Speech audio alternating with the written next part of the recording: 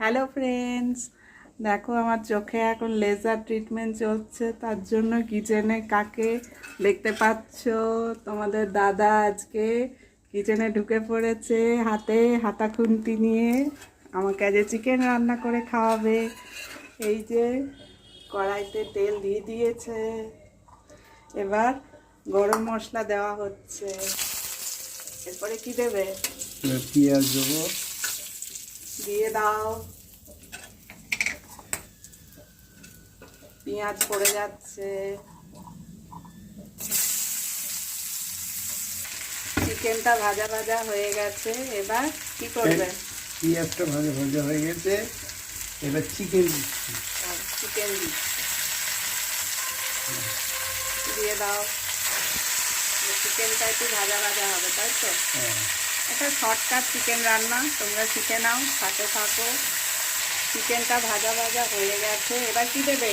এবার হচ্ছে পেঁয়াজ, রসুন, আদা বাটা দিচ্ছি, লঙ্কা, এগুলো দিয়ে ভালো করে নাড়াচাড়া করে কষাতে হবে মাংসের সাথে, কষিয়ে তারপরে ঢেকে দেবো।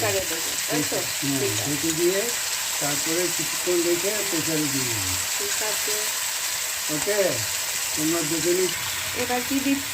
এবার দিচ্ছি ধনে গুঁড়ো, জিরের গুঁড়ো, কাশ্মীরি লঙ্কা, লঙ্কার গুঁড়ো, নুন সব মিশিয়ে একবারে একটু জল দিয়ে পিষে দিয়ে দিচ্ছি।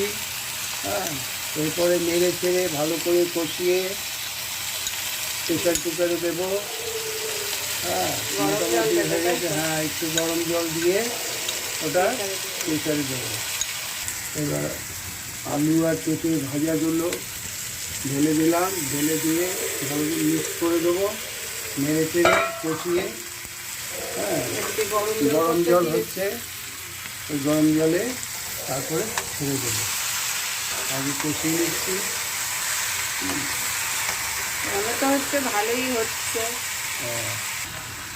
এবং টমেটো সস দেওয়া হচ্ছে, যেহেতু টমেটোর কাছে নেই।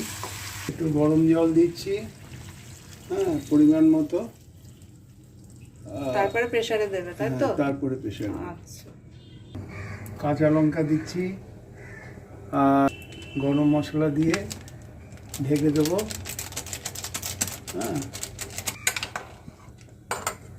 দিচ্ছি, এবার খুলছি, খুলে এটা ঢালবো পাত্রে। একটু তাপ করে ঢালছি।